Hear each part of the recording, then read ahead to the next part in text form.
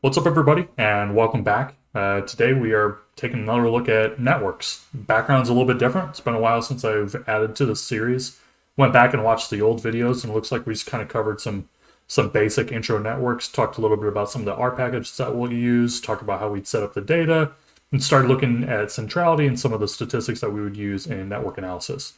I promised at the end of the last video that we'd start moving into community detection, but I realized that in the notes, if you go into GitHub in the comments below, you'll see that the third lecture series video, whatever you want to call this, is called nodes.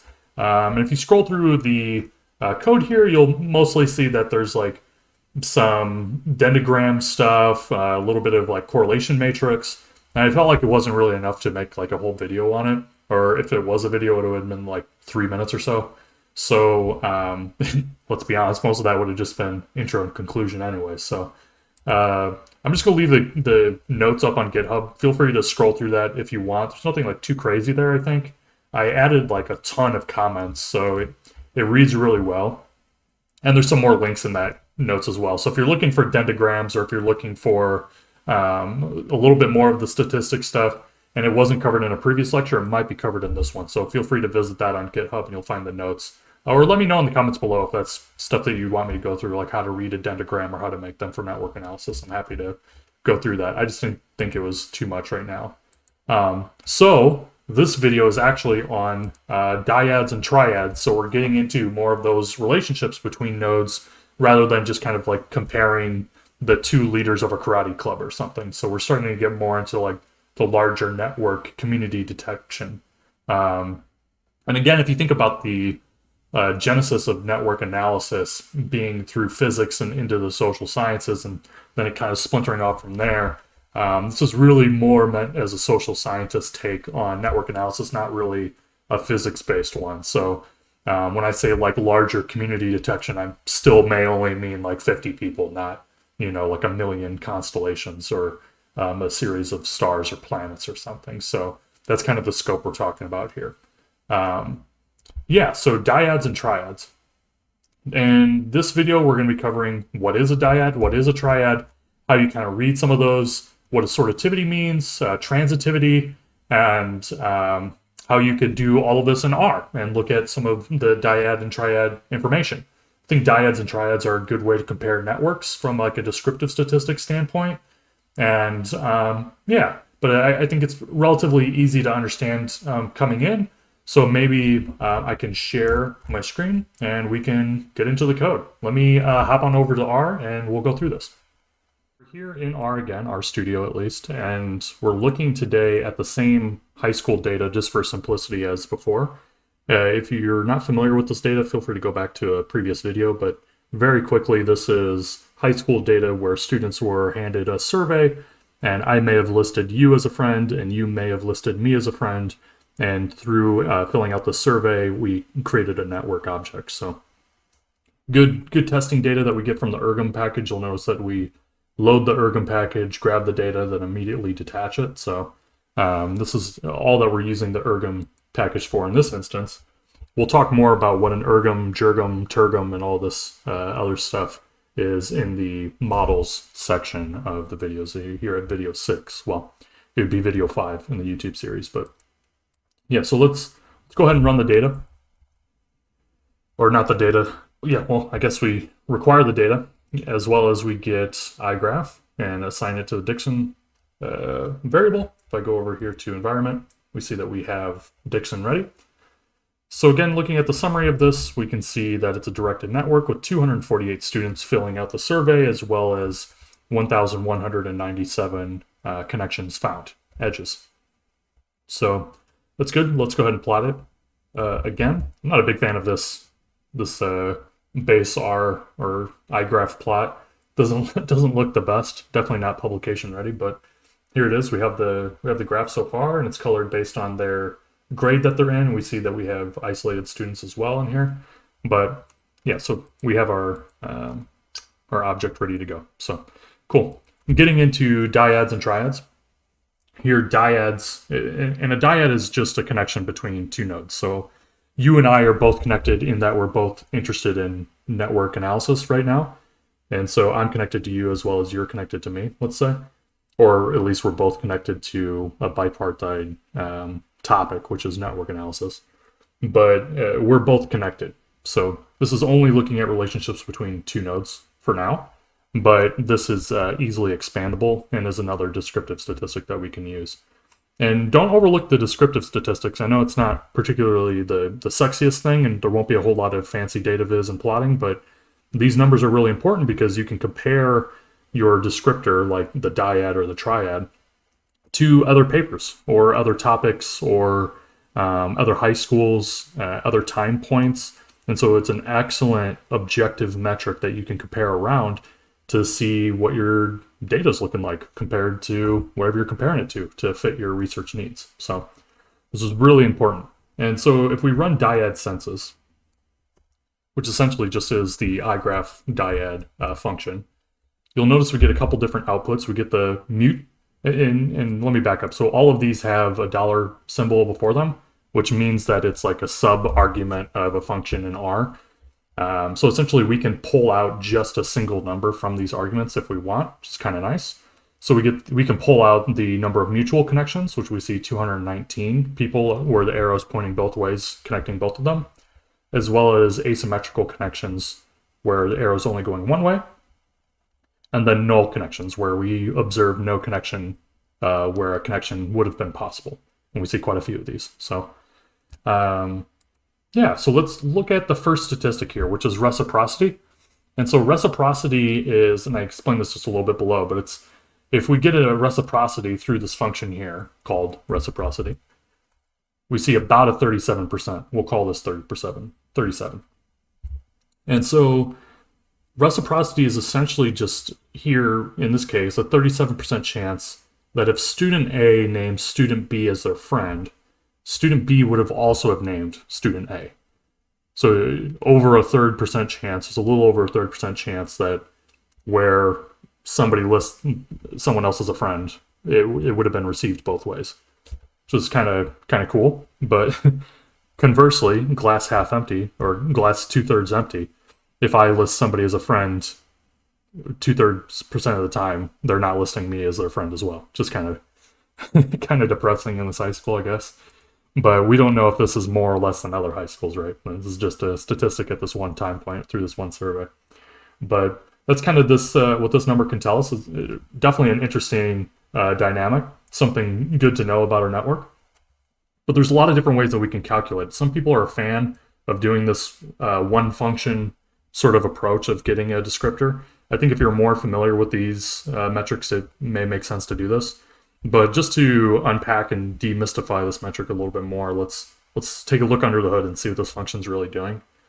So we can do this more manually through the Dyad census thing that I did before and grab the mutual connections here. So again, this mutual connection, if we just run this, is that 219 we found just a little bit ago here in the console. So these 219 mutual connections, if we go ahead and double those and then divide by the total edge count of Dixon, which is the total number of edges observed, 1,197. We run this bad boy here, we get the same exact number as the reciprocity, which is kind of cool. So doing it mathematically is the same way that we get from the function.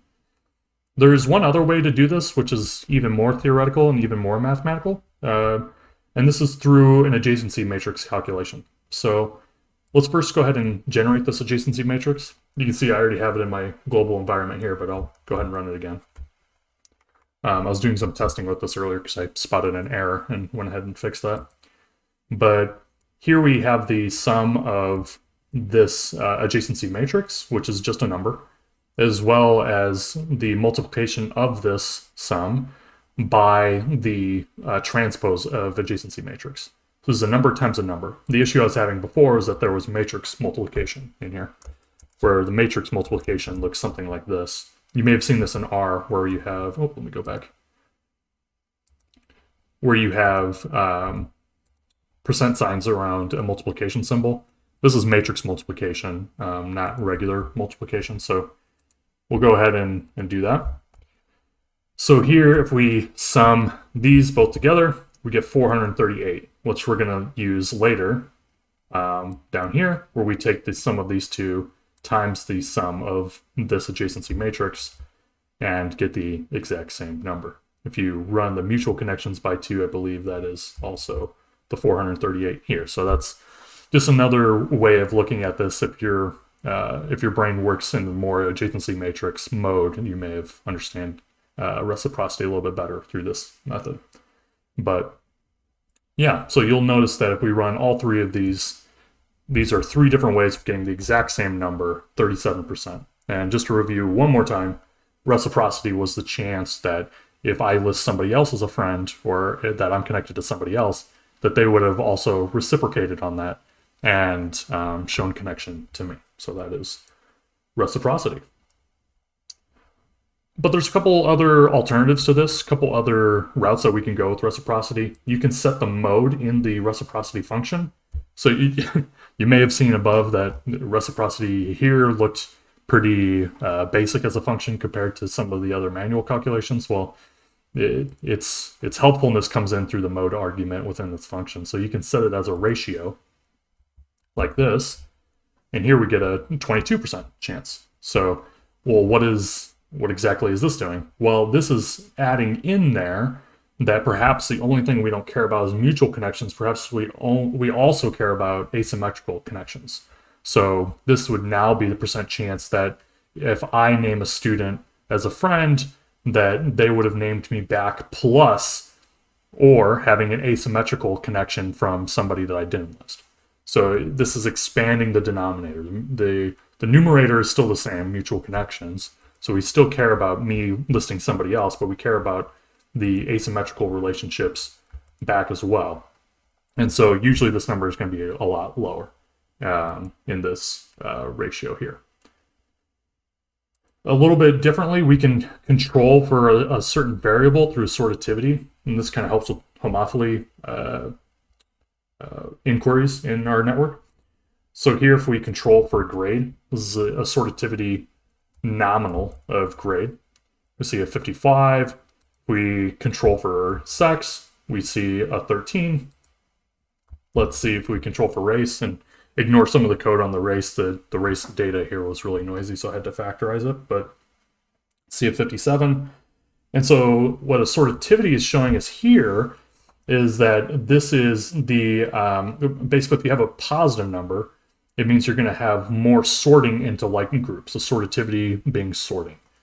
And so with this variable rather than non-like groups. So interpreting these numbers by grade and by race, we see that those in the same grade and those with similar race are sorting into like groups in a dyad census sort of way, versus people who are of the same sex.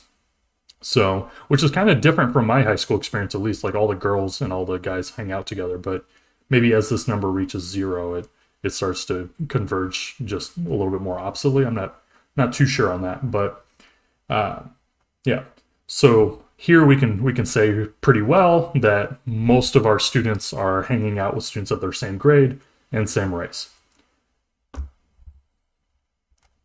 So that's it for dyads for now. Let's head on over to triads. So triads here, instead of just talking about two people being connected, we are talking about basically a triangle of people being connected. So you, me, and my friend.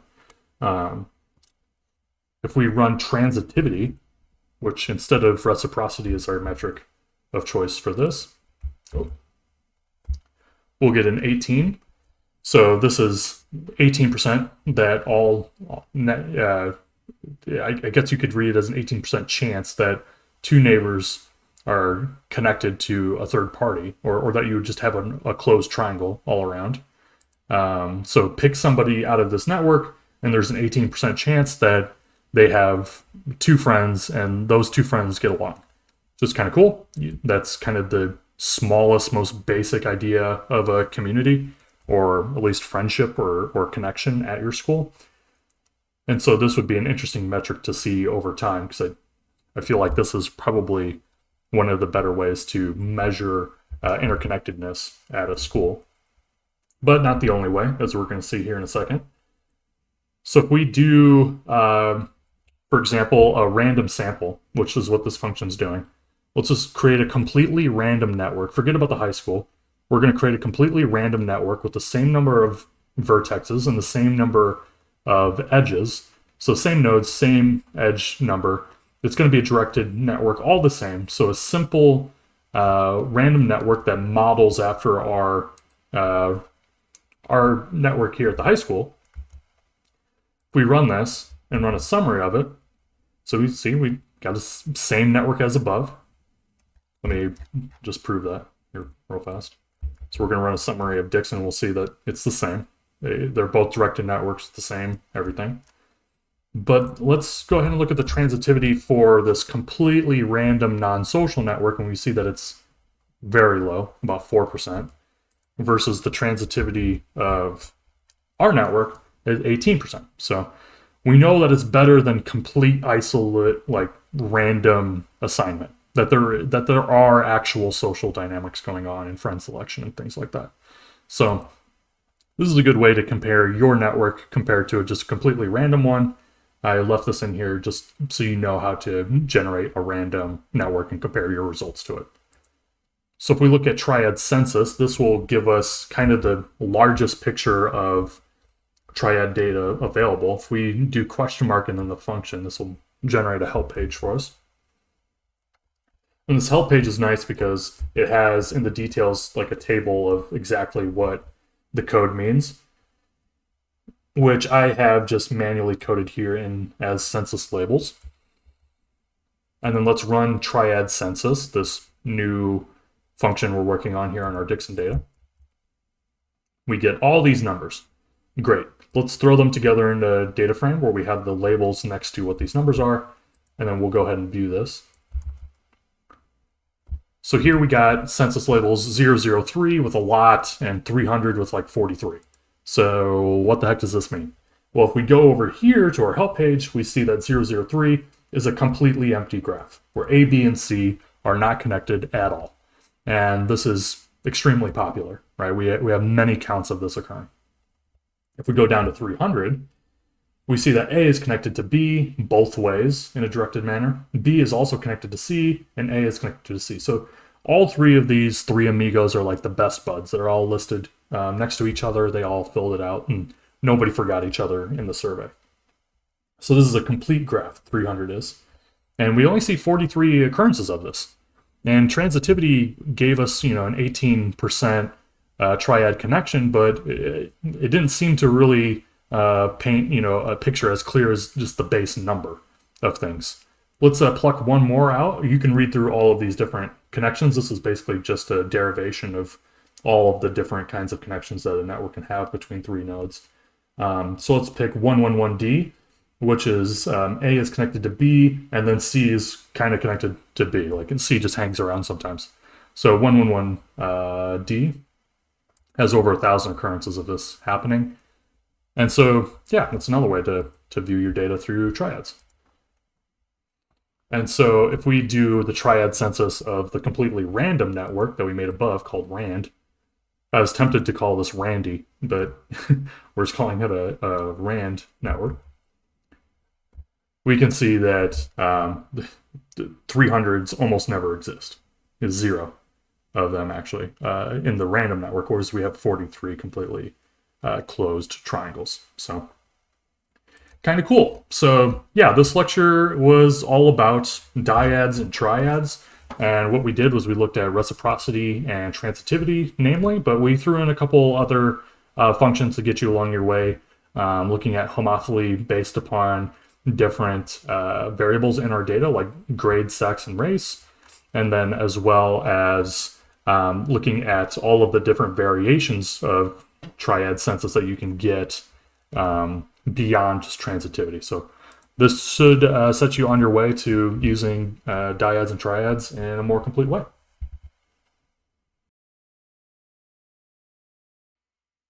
Hope you all found this helpful. Feel free to leave a like and a comment below with any sort of feedback. I'll assume that likes mean doing good out there.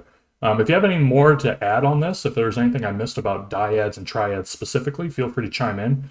But next video, like I talked about before, is going to go more into the community detection things as far as like plotting and looking at different sort of like click calculations and betweenness and all the different kinds of clustering that you can do with community detection. So we're going to get kind of into the weeds a little bit more next time, but it's good to have a basic understanding of these like dyads and triads before moving forward. So hope you all enjoyed this one. Yeah, talk to you guys later. See ya.